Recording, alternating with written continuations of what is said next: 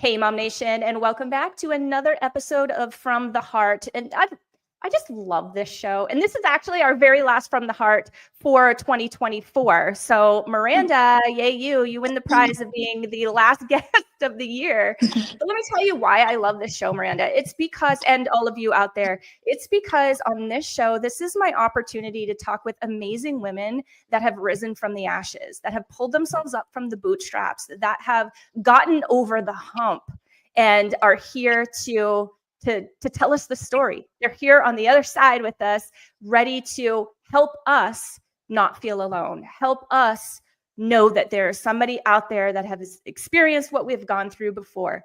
And that is exactly what this episode is about. We're going to talk divorce today, Miranda. Are you ready for this? Do it. All right, friends. So everybody, if you don't know her, this is the amazing Miranda from Here Comes the Sunshine. That is where you can connect with her. Can you just give us like a little snippet of what Here Comes the Sunshine does? Because it's pretty amazing and I'm pretty excited about it. For sure. Yeah. So I've been a teacher, coach, tutor in some capacity for over 20 years. So that's always been my passion. But it kind of met with experience. And I kind of realized, after, we'll get into it, but after 2 different divorces and learning so much, I wanted to put those worlds together and say, people are out there who need someone who understands what they've been through and someone that can help them. And we're not always going to go out and seek it. We're not always going to find it. We're always on our phones. Right. We're always on social media. So how can you bridge that gap? So I started Here Comes the Sunshine, one, because I love being outside. I love the sunshine. I've been here my whole entire life. I'm super comfortable. And there's something that being outside does for me. It's different for everybody, but that's my thing. So kind of this idea that the light is coming, the love is coming, it's there. We just got to find it. That was my idea. So what it is basically is it's an Instagram page. First of all, if you go to Here Comes the Sunshine _ it's just to promote the ideas of emotional awareness and empowerment. And what does that mean? And emotional awareness is not just we all are aware we have emotions. It's not just that. It's the whole process and that I had to kind of learn myself of being aware, acknowledging, identifying, accepting, making peace with, feeling, processing, moving through, expressing, releasing. And then on the other side of that, which I think is the most important part, is what do we want after that? We spend so much time wrapped up in our feelings and I don't want to feel this way. I don't want to be, well, what do you want? How do you want to feel? And do you know what that feels like? Can you recognize that? So it's really that whole process. So I've recently started in the last year, I've been doing workshops at the Zen Den. I know that's on the Facebook group a lot. Yeah, love Darian. She's the best. So I do groups there. I do workshops there. And I also do one-on-one work as more like a mentor advisor for people who need someone to just say, hey, I know where you're at. You're going to get through this. Let's dig in. Let's get curious. Let's figure it out. And let's get you to the next stage.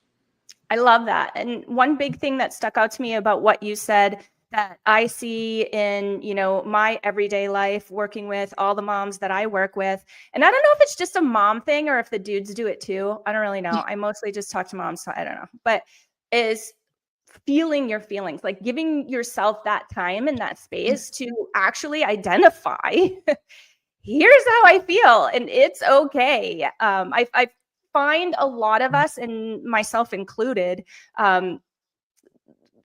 recognize, okay, I'm feeling a certain way, but let's figure out how quickly we can get to the better step or to feeling better or away from it, or how can I hide it? How can I suppress it? Right.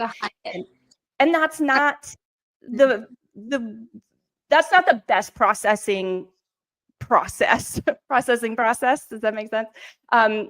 That we can have, right? There are better tools out there to help overcome that so we don't find ourselves constantly back in it, right? Because how many times are you just shot right back into your feelings because you didn't give it the time that it needed? For sure. A couple things there. One, shoving it down, distracting. So are you actually, I feel it. Are you listening to your intuition? I feel it. Or are you sitting with it? Are you listening to it? Or are you just feeling it? That's that next step. The other thing is understanding that you will always feel what is really underneath it. A lot of times it presents as, for instance, I was always anxious, anxiety, fear. That was mine. I know people that are anger. I know people that are sad. People have their different dominant or default emotions. Mm-hmm. But what's under that? we're so comfortable with that. I remember when I started all this, it was like, well, you need to feel your feelings. And I'm like, well, I feel all the damn time. I don't want to feel anymore. But Right. really, it was what I needed to feel that I wasn't allowing myself to feel. So what's behind that anxiety? What's behind that fear? What's really there? Damn, it was anger. It was guilt. It was shame. There's a lot of other things there. So not only feeling what we're used to feeling, but allowing ourselves to feel the full spectrum of emotions. Was there completely, there's a big difference between emotions and feelings. And I have a workshop on this, between the emotions that are human, natural, biological responses, and then the feelings that are attachments to our past, our trauma, our pain, all these other things that we bring into it. So really understanding the difference there and working through it. Totally agree. And I know that this is a great opening to the topic at hand and what we're actually going to talk about, because just in talking with you a little bit before the show, I know that this is part of your story. So let's rewind the clock, Miranda. Let's go back to the beginning. Okay. So I was married twice. I was married at 20 and I was married at 24, I think. I never took the time or never had the ability, the space to really connect to myself, to really know who I was as a person. I think moms go through that a lot. You get into it, you get married, you start having kids, bam, bam, bam. And then you're like, who am I? What am I? I never had that chance to do it as a child, because as a child, I never felt safe. I was raised in a very, very hyper religious controlled environment. It was all based on rules and conditions and fear and things like that. So I carried that with me. So instead of sitting with that and understanding that, with rightly so, I was a kid, like I didn't understand that. Yeah. I tried to move forward. And I think at 19, I was drugged and sexually assaulted. And after I went through that, it scared me even more. And so then I was like, well, you should have gotten married. You shouldn't be wild and crazy. You should be serious and get married and do the right thing. So I went with the person who was kind of I knew was interested in me. I got married at 20, and it's one of those things like you don't regret anything. Everything was a lesson. I love my daughter that came from that marriage more than anything. And she's been the greatest gift in my life, but it wasn't it wasn't the time. It's not what I should have been doing, but it's what was part of my journey, what I needed to go through. So within 2 months of getting married, I turned 21 and I got pregnant. So not to interrupt your story, but what I'm hearing is you needed to leave the situation you were in, or you were in a transition of some sort, and this particular relationship felt safe. It felt safe. Yeah. Please, just somebody save me. Someone make me feel better. Someone tell me everything's going to be all right. And then, ultimately we'll get to, like, you learn you're the only person that can do that for yourself. But I was just looking for safety and security. And he had a good job and he could, all those things. I'm like, okay, this is what you're supposed to do, right? Like, this is what we see our moms, or this is what people do. And so, I got pregnant right away. I did graduate from college in that time, 6 months pregnant, but then I had a baby and I was at home. I had a baby who was 8 days late and did not want to be in this world. Now I understand why after, but like, it was just, everything seemed difficult and hard. She never slept. She was so unhappy. And then I realized later that was all my anxiety and fear and everything I was pumping into her. In utero even, because in utero even. I feel like they can sense that in utero. Of course. And that's where everything comes from. That's the basis. Is all of our childhood stuff, which does happen even subconsciously when we're babies. Yeah. And so, it was the two of us kind of at home. He was always at work. And then when she was 11 months old, he had an affair. And so it was like, well, I'm already completely lost. I don't sleep. I have no idea what I'm doing, why I'm here. And now you're leaving me. We haven't even really developed our relationship. We just have been living here. So, so that was a lot. That was tough. Truth be told, it was kind of a relief, because I knew wasn't really in love with him. Like, you know what I mean? It wasn't really for me. However, that trigger, the fear of abandonment, the fear of rejection, all of that pain of someone choosing someone other than you not being good enough. That was kind of my story from childhood. So like, that really inflamed that. And we do that. We subconsciously choose these people that are going to play out our old childhood trauma. So that's what he did for me. And within a few months, I met somebody else and just went like, let's do this again. That worked out so well. So like, Yeah. Why not? why not? And he was escaping, lack of safety, same kind of situations, that your childhood stuff. You're just escaping and you're trying to find solace. And it works for a while. We were very much in love, but that's not what a relationship's supposed to be built on. That's not the foundation. It's escaping a toxic codependency. Right. And that's what it was. So we were together for much longer. We were together for 10 years, but it was very unhealthy. It was very toxic. And we were just playing out all of our old wounds on repeat over and over and over again, and never really being on the same page or communication. And so at some point 7 years ago, I was just like, I can't do this anymore. I stayed so long for my kids because I was never going to be divorced twice before 40, like, and to have kids with two different dads, like, I'm not doing that. But ultimately that is what I had to do, because I knew I stayed for my kids because I thought it was the best thing for them, until one day I'm like, this is the worst thing for them. They're seeing this. They're going to do this. They're going to find partners that do the same thing. And it's not what you want for them. So, yeah. And my parents were divorced as well. So I didn't have any, I don't have any memory really of them being together. I'm 45. No, how old were you? Oh, hell, I just gave that up freely. Did you see that? I was 2. Oh, okay. So very similar. Yeah. Yeah. So I don't really have much memory of them being together, but I can only imagine that, yes, it's about what they're seeing and hearing, but I can imagine that the kids are smart, right? Like, we don't give them enough credit, I feel like, for what they pick up on. But I feel like they're also seeing mom not at her best. Of course. And it always comes down to safety and security.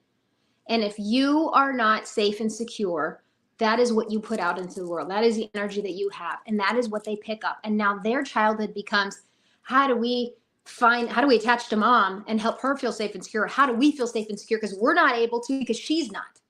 And so that's what so much of our trauma that we have, is that we were not able to have what our parents didn't have or couldn't provide for us. And at that small age, you're not able to go, well, it's okay, because she's going through this and that. And we're like, we don't. Your job. Yeah. And we're not even like at that age, even like ready for that developmental wise. Of course. Let's go back to marriage number 1. Okay. Because there was a piece in there that I really want to draw out, because I think that it's going to speak volumes to our audience, especially. And I'd like to know more about it too.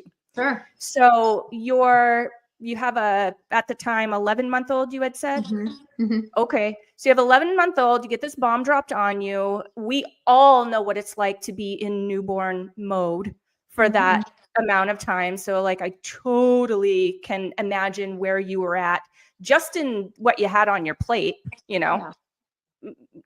aside from that. You had just gotten out of college, so it sounds like you didn't step into the workforce immediately because you had baby, right? Like, who can do that? Yeah, like a semester of teaching 5th grade. Yeah. So here you are, young child, not entered into the workforce yet. You must be having a freak out moment about, how the hell am I going to do this? Oh, I mean, yeah. How am I going to do this? What am I supposed to do? Where am I supposed to go? There was a big period of time where he wasn't around. He wasn't seeing her. So it was kind of like, okay, I'm just going to live off of, I got a credit card right away, because I knew that like he had really good credit. So I'm like, hey, I'll get a card, and that will be how I live. And that is how I lived for months. And then I was like, what am I going to do? So luckily I had the freedom and the space. I was in the house for a year. And I think he really thought that I was just going to sulk off with my tail between my legs, and he was going to move her in, which he did eventually. But I was like, no, not until I have to. So there was a full year that I was able to stay there. And I'm very appreciative for that, because it gave me space and time to be with her and to figure things out. But I leaned on, thank goodness I finished school. So I started tutoring, right? I've always kind of done a side business or a side thing. Even though I'm not like, by nature, I didn't think of myself as a business person, or, but I had that to fall back on. So I did start tutoring like in the afternoon after school. I had I took a job at a tutoring center. So I was able to use my skills in a way that I'm like, okay, I'm going to be okay. I have this to fall back on. I didn't intend to just be at home and have kids, but I always knew that was there. So I kind of started that, but that wasn't a lot, that wasn't enough to go on. And I really feel for people. And I've been in the situation lately, who are trying their best. I have 4 kids now. I'm a single mom, and it has not been easy, especially in this economy, especially being on my own. So, so I was very, very fortunate that we had purchased an acre of land that was worth twice what we paid for it. Nice. So when we got a divorce, I had some money. And so I put that into another house, but I was very fortunate in that gave me the breathing room and space to not be in super freak out mode. Mm-hmm. But definitely, so I think physically and financially I was okay, but mentally and emotionally, and I'm sure many of the people who are listening have been through this. If you've been cheated on, especially if that goes back to a childhood, rejection or whatever, being left, being abandoned, is very, very difficult. And it's one of those things that I don't think ever leaves you. It's kind of always there. So there was a period of time, and I know I'm probably getting in more than you asked. There's a period of time where I couldn't even look in the mirror. I couldn't. Yeah. So even though I was okay in my house physically, I was not okay. And that I really want to dive into, and obviously pull answers from both experiences, right? Because I'm sure both experiences were different for you. You were older in the second one. You kind of, had some experience under your belt, right? So things, I'm assuming, were a little bit different. But let's first start with the biggest thing that I think we all carry when we're in this situation. Let's start with the mom guilt. Talk to me about that. Did that hit you? How hard did it hit you? It still hits me every day. It is something that has been one of the biggest things that I've had to go through in this experience. I had just the one, and she was amazing, but it was a very difficult situation. I'm talking, I was not allowed to speak to him because she was that same woman he's still with 20 years later. And she came in and took control of everything. So I was at some point fighting to be this child's mother. And she was confused about whose mother, because she was a baby. So she was raised in that. So it was very, very difficult. We were in court for 10 to 12 years on and off. I've spent $70,000-$80,000 in legal fees. And so I know that whole world inside and out. And the guilt of her not being able to have a normal childhood, the guilt of her not being able to be in the same room with her parents. She has never been able to sit with the three of us. She's 20 now. She's in college. She's never been able to sit with us and have a conversation once, ever. Wow. So that I don't that's tremendous guilt still. And to this day, she's okay. And she's done a lot of work, only because I did a lot of work first, and then she was able to kind of, after I became okay. But the guilt of doing that to her, one, the guilt of not being emotionally there for her, because I was such a mess that, of course, I know I was a good mom, and I know I loved her and I was affectionate. I took care of her, but if you're not meeting your own emotional needs and you're not tapped into what you need, you sure as hell cannot be tapped into what your child needs. Right. And you can still be a good mom, but not be providing for them what they really need for that safety and security. And so there's tremendous guilt in just that. Yeah. Then you go to, I had 3 kids in 3.5 years with my second husband. So going through that all over again, knowing that when they were 3 and 5 and 8, I said, I moved out, and I said, I can't do this anymore. And now I'm so glad it's the best thing I've ever done, and they're way better off. But 7 to 8 years ago, that was not an easy decision. It's not something that is taken lightly in society. A mom doesn't, dads do that typically. Moms don't leave the family household and pursue, divorce. So right. There was a lot of guilt with that too. There was a ton of guilt, and it's almost something that you kind of have to sit with every single day and ask yourself, where is this really coming from? because if I break it down and I say, well, I'm guilty that they're not going to be in this one parent household or two parent household in one home. Okay, we can talk about that, but ultimately it was better for them in this way, this way, this way, this way. So that working through that alleviates a lot of that. But you can't go back to the years when you were an emotional basket case and you were short or yelled or angry or whatever. I can't go back to those years and redo that. I can't change that experience for them. Right. So that's something that I just have to have a lot of grace for yourself to say you did the best you could with what you had at the time. Have you, and I know she's your oldest and she's only, you said 20, so not very old, but have you had a conversation about that with her? Like, have you? Oh yeah. I mean, this kid, I'm so impressed with her. I'm so proud of her. She has had to go through so much. I mean, she decided at COVID time, so 4 or 5 years ago when COVID first started, because it wasn't a great situation for her. Stepmother was very abusive and very unkind, and she had a lot of issues from that. And so there's a lot of guilt there because I couldn't. I tried. I couldn't do anything about it. So I knew what was going on, but courts were like, well, he's not beating her, so there's not, we're not going to do anything about it. But I was like, I know psychologically what's happening there. I know what she's telling me, but she was so afraid. So what ended up happening was she left her dad's house one time. She couldn't even do it like in their purse. She just decided, I'm not going back. And she never went back. And it's been 4 or 5 years. And so we've had a lot of conversations. Or sometimes I have to sit back and remind myself, oh, I'm her mother and not her friend, because we do have that very close relationship. Yeah. But because of what she went through, we've had some very real, very honest, and there's a lot of other trauma and a lot of other things that took place there that I won't share for her benefit, but there's been some deep stuff that she's had to go through and still will have to. But we're very, very open and we talk about it. And you know what is on the other piece of that is being able to tell your kids you're sorry. Yeah. I tell my hurt all the time, and not like, I'm so sorry I did that to you. Like, not get over it, like genuinely. Or if it come across as, I didn't mean to say it that way. I shouldn't have said it that way. You know what? I'm sorry. I was preoccupied with this. Or, I don't think I ever apologized to you when you were this age. This happened. Do you even remember it? Like, that kind of stuff is so freeing for you.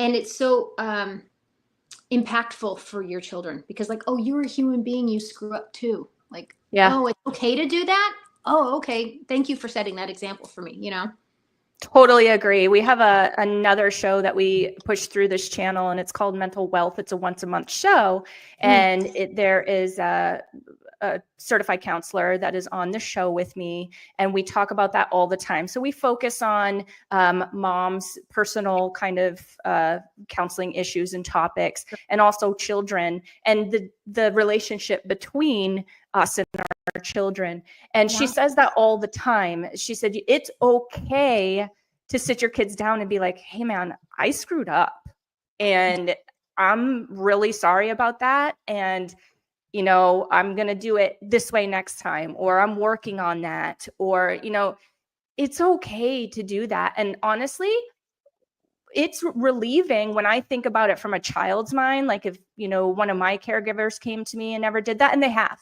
in the very long future, way later, but still, like, I'm grateful that it happened. Still means right? Something. Exactly. And of course they're from a different generation than we are, right? Like absolutely. There's less communication. Difference. Right. Less showing of your feelings, less parents can be wrong type mindset. But I think that teaches our kids so much too. It's okay to be vulnerable. Like obviously boundaries in place, like all the things, right? But it's okay to show who you really are. It's okay to be vulnerable. Sorry. Yeah.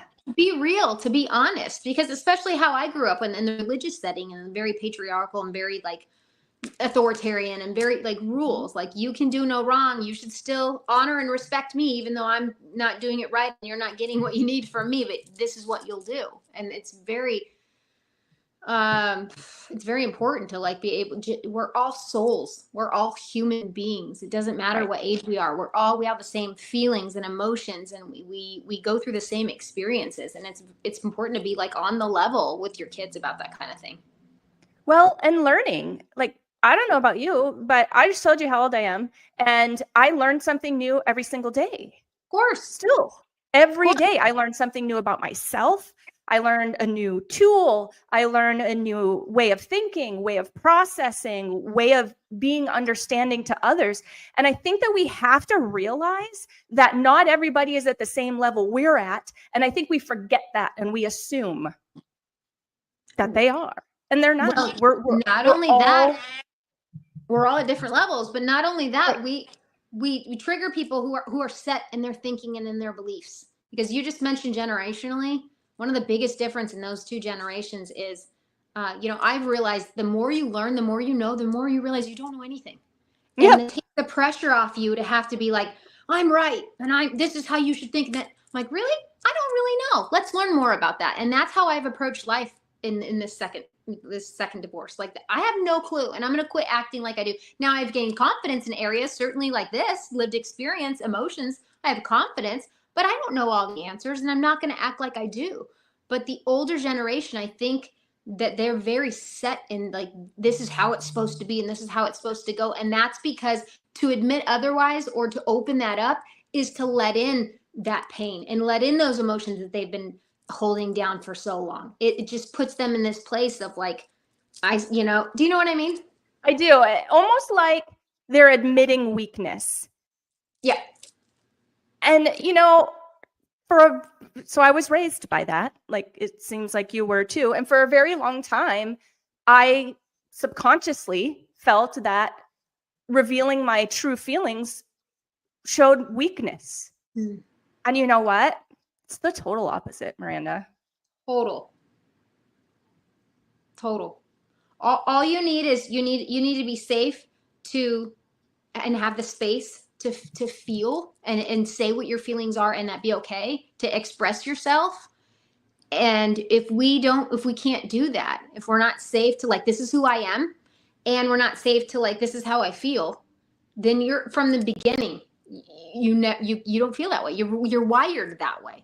And I'm realized that like, oh, I never felt my true self could never be exposed. I could never really say who I was or what I felt because it was wrong.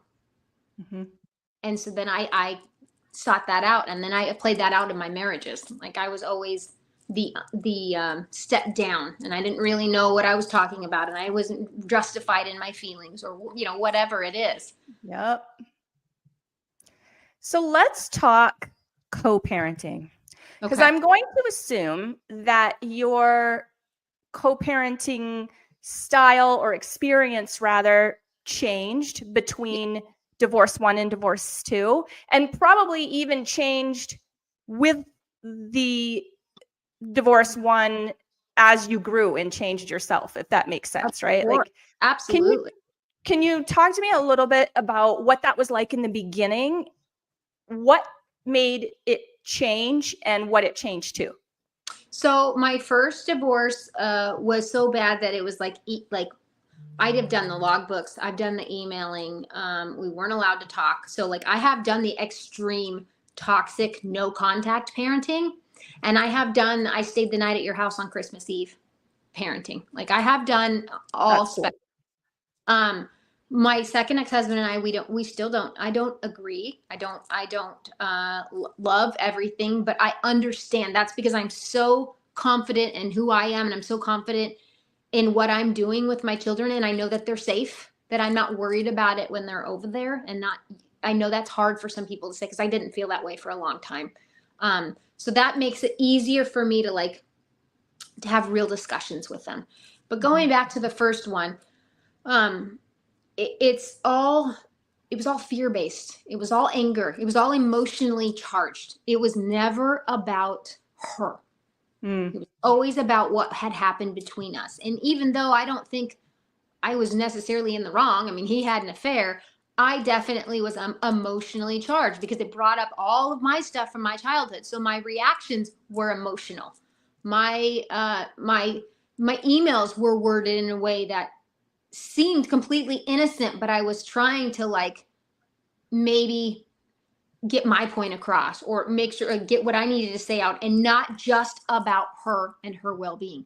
So that was Right. one thing I did learn, is that like it truly does need to be about the child, but that takes time, because when you don't, I didn't get closure. My second ex and we went to the therapy and we had conversations, even though it went nowhere, I was able to release it and say what I needed to say. The first one, I don't know if I'll ever do it. We haven't spoken in like 8 years. It's like I don't even know. That was like 2 years of my life that just I like there's no level of relationship or communication at all. So I think that when you don't have closure, or when you don't have a chance to like have an ending conversation, even, that all plays into how you communicate with that person. And so I have seen people who have done the work and put time in, and even though they were the offended party, or they were the one that was left or whatever, they still have the grace to communicate with the other party, because you are the parent of that child that I love so much. We created this child out of love. So even though I feel this way about you or what you said, this communication is about that thing that we love so much. And that's where it should come from, if that makes sense.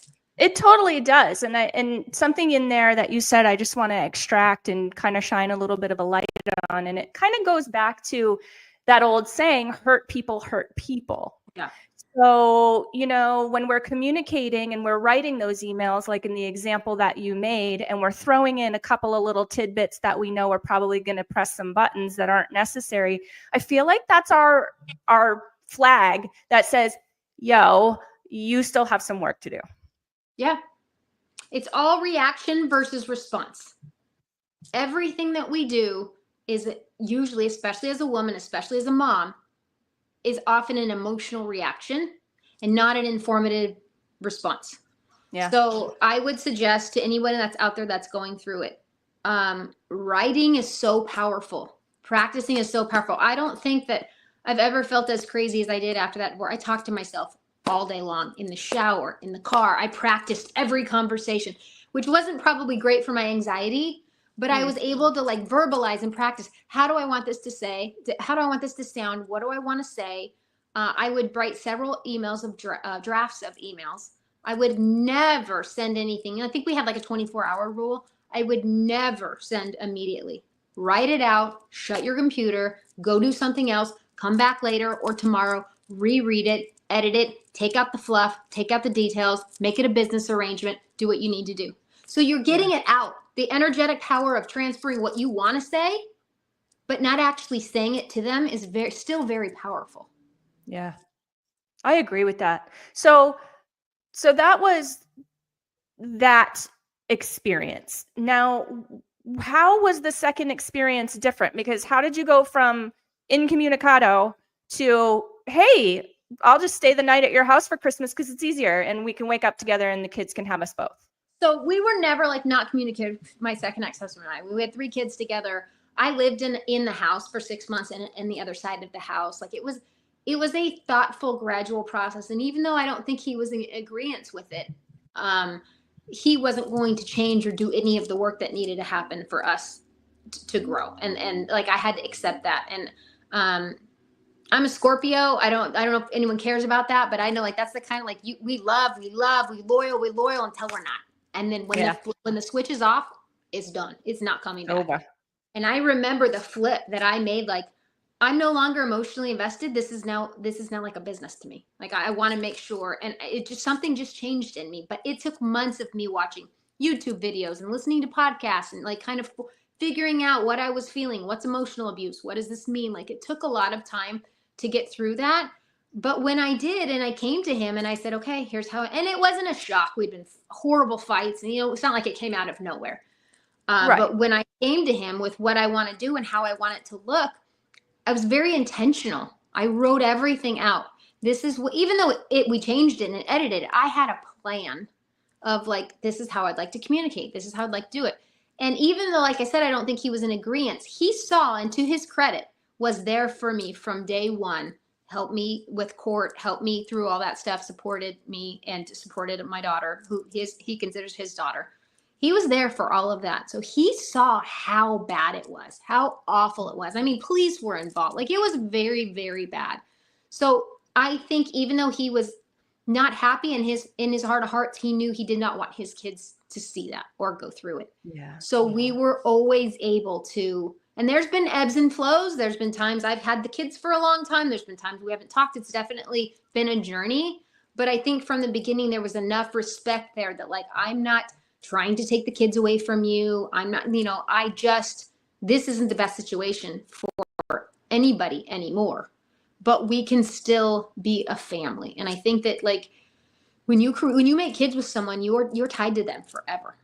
And you have to have some level of understanding of that, of respect. Now, the abusive situation, I know that it can get very extreme, and I'm not talking about that. I'm talking about, like, if you're just unhappy or you have all this residual stuff, you have to be able to respect the person enough to say, you are the co-parent, and I have my time and space when I have them, and you have your time and space when you have them, and we're going to do everything we can to make them as comfortable as possible at both homes. And so for us, that looked like we've vacationed together. We go to dinner together, things like that, that even though it wasn't necessarily comfortable, my kids never felt what my first daughter felt, where it was like, are they there? Are they here? Oh my God, are they going to sit together? Are they going to see each other? Like, all of that anxiety that I could see on her face every time there was any school event or whatever, they never had to go through that. So it's almost like we knew how bad it could be. Mm-hmm. So we were able to do the things that we needed to do to prevent that. I love that.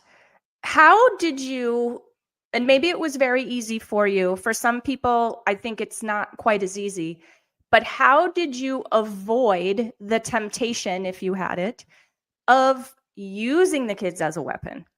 Because we all know a lot of people do that. Yeah, a lot do. And you know what? My name was dragged in and out of court for years. And it was attributed to me that I was that kind of mother, even though I wasn't. You can accuse me of being over emotional all day, but you could not accuse me of ever lying to the child or telling them something about her dad, even though there was a lot to say. Like, I knew, because when I was 22, we had a UPS driver at our family business. And he said to me one day, no matter what you do, don't ever say anything bad about him to her. Yeah. And I was like, yeah, obviously. And she goes, no, I mean it. Don't do it, because she will never forget it. She will always remember that, and it will get in the way of your relationship. And I'm paraphrasing maybe what he said, but that was the gist. Yeah. And that always stuck with me. And we've had conversations now, the 20-year-old, where she was like, I can't tell you how many horrible things they said, both of them said about you, that I believed because I was so young. And you said that, maybe that's not true, but you never said anything to the equivalent about them, ever. And I think that came back to, like, her feeling safe with me, and her being able to not run off and say, screw you and I'm out of here. Like, oh, okay. I was there, and that's not easy. It's really not easy to do, especially when they're saying something about you, or they're allowing their children to think something about you that is not right or is unfair. It's very difficult to not retaliate. But the only person that you're hurting, if you do, is the child and their idea of you and their idea of the parent, and that you don't want that on you. It's so true, because ultimately your ex-spouse doesn't care. No. It doesn't affect them. Who you are affecting, you're exactly right, because I went through this as a child, is the child. That's who you're affecting. Do you feel like you parents do that? Oh yeah. Not anymore. But yeah, I mean, I was the kid that the parents couldn't be in the same room together. I was your daughter. Mm-hmm. So, and just recently, and this is amazing, and I have hopes that, if this is something you want and she wants, that it'll happen for you too. But my parents actually can stand being in the same room together now. And, we'd have to ask them why. I would assume that it has to do with age. I would assume that it has to do with experience and getting older and learning more, like we said, right? Because we learn something every day. They share a grandson who is the absolute apple of their eye. And, I was a bit straight with them one day and I was like, hey, she's going to be there. He's going to be there. You're both welcome to be there. Deal with but it. We're not having any funny business. Like, it's going to be all good. If you can't do it, cool. That's fine. I totally understand. But we really would love to have you there if you can. Did they both remarry? Yes. Okay. And the first time that they saw each other, it was really cute. And they actually hugged, which was weird. Yeah, I'm sure. Yeah, they hadn't seen each other, for about 20 years, I think, at that point. Yeah, because way back when, I was your daughter's age was probably the last time. So maybe even more than 20 years. Wow. And and they actually have, like, I'm not going to say they're besties, but they actually have a pretty cool relationship now. And That's neat. It's come full circle for me. And so, like, I've healed that helped me heal that little girl. Of course. And I can see that. Yeah, big time. And I can see that playing out in my life and in my own, emotional, what am I trying to say? Control. It's easier. And it's like, it's weird how much that stuff affects you and bubbles up in life later. And I didn't even make that direct, connection. Until that happened. And I was like, cool, they're good. It's almost like that's all the little girl in me wanted. Like, I understood they couldn't be together. Okay, fine, whatever, that happens. But the little girl wanted for them to be okay. Well, yeah, and my daughter's dealt with that twice, right? Because she knew my second ex-husband, she was 1. So she's seen that play out twice.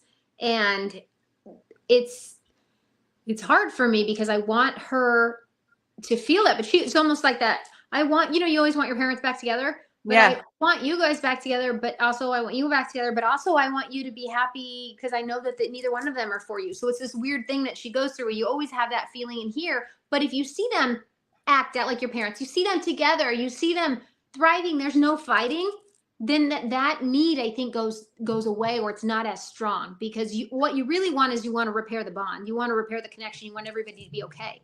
Yeah. And if you're divorced and you can be friends, or you can at least show them it's okay, then that desire isn't so strong. But I would love nothing more than one day be able to have a conversation with him. I mean, like, I married you. We had 200 people at our wedding. Like, like that whole part of my life is just gone. And so for my own healing, sometimes I'm like, hey, it would be nice. But hey, what was that all about? Like, why did we feel the need that we had to go through that? Why did you hate me so much? Why did we have to go to court? Why couldn't we have just had a conversation? Yeah. But then you really learn you can only meet someone as deep as they've met themselves. So they are. Yep. So I just kept going deeper and going deeper. And both of my ex-husbands were like, no, we're good here. So like, you develop some grace there. And you're like, hey, it would be great to have that conversation one day, but I also know you may not be capable or able. And, that's okay too. Yeah. But I love hearing stories like that, because it's hopeful for people. It truly is. And it took, 45 years for me to experience only child? That. I am their only child. Yep. Okay. Uh-huh. Yep. So 45 years later, that happened for me, and I never thought it would. So it was pretty cool that it did. It's not something that I expected. But hear me, people, hear me out there. If this is something that you are in the middle of or is on the horizon for you, I can't even express with words how comforting it is for your child, for you two to be just okay, just civil. And ask yourself, if you can't, ask yourself why.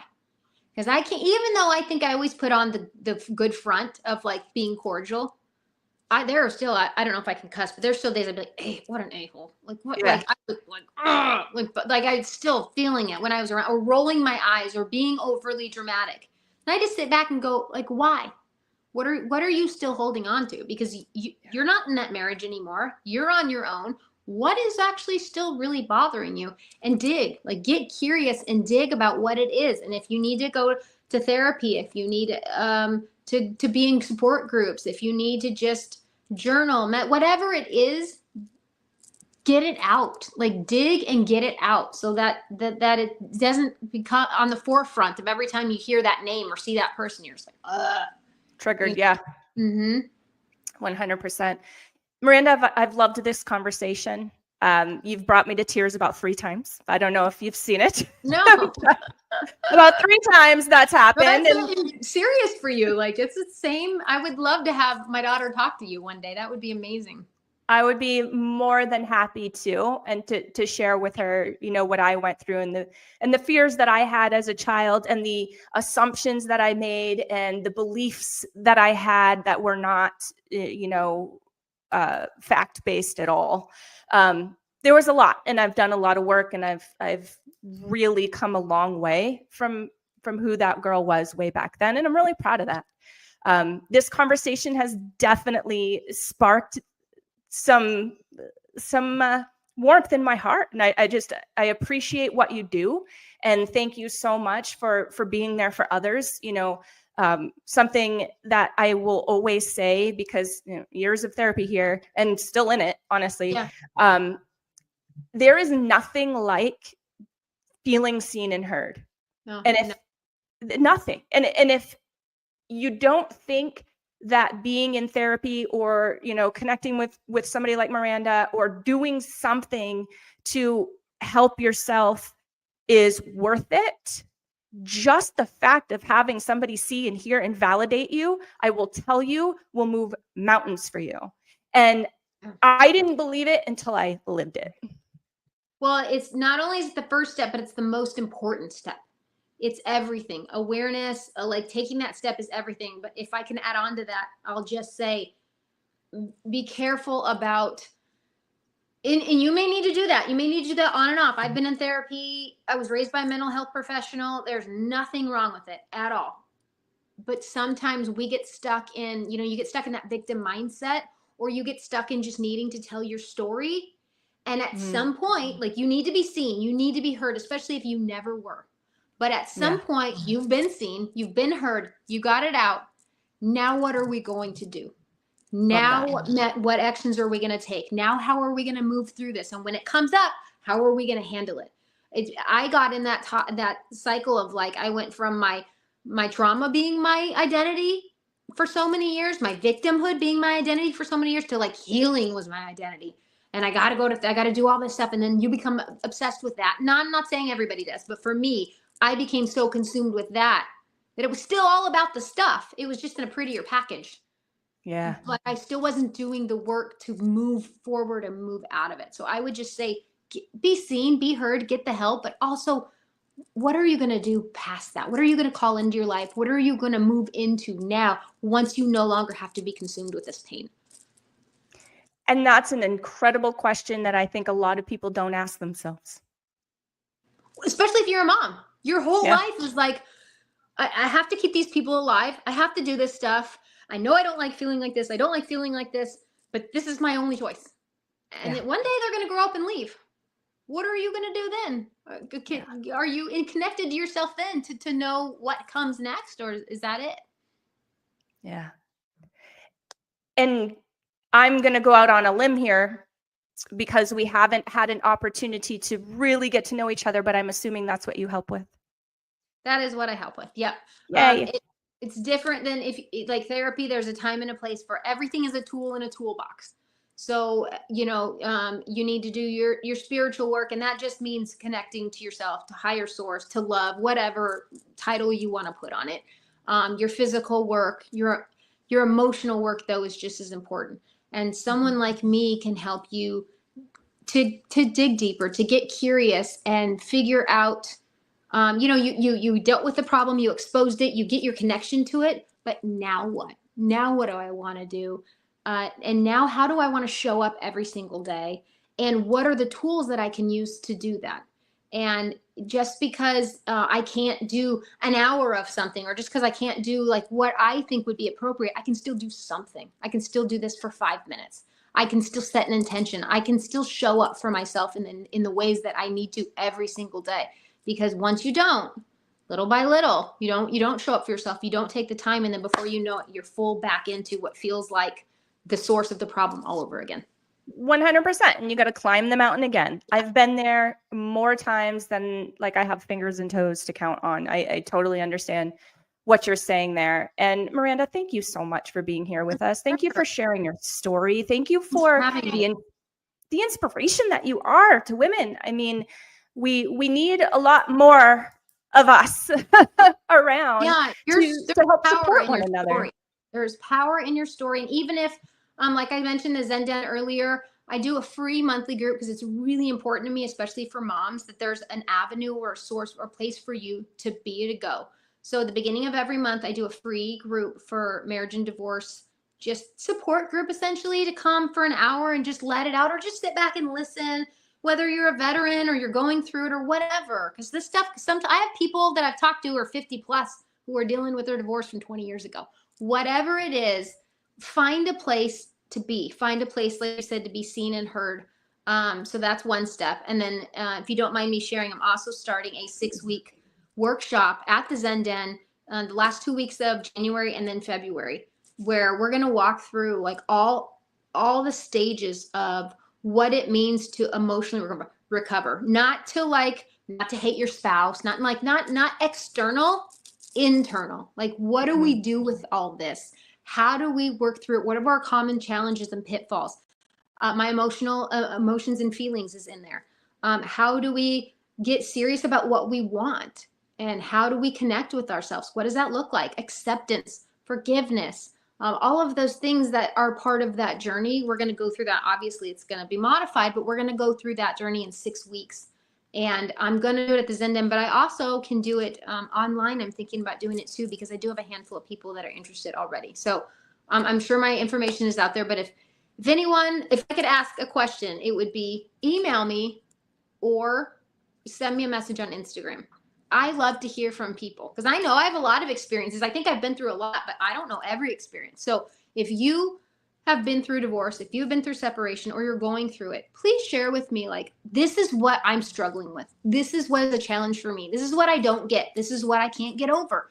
I would love to hear from people. Not only is it helpful for me as a facilitator to work that in, but it's really important for me to understand, like, what's the broader problem that people are dealing with, because there's always a similar tie usually. So I'm just curious. So if you're out there and you're interested, please feel free to reach out to me and share with me.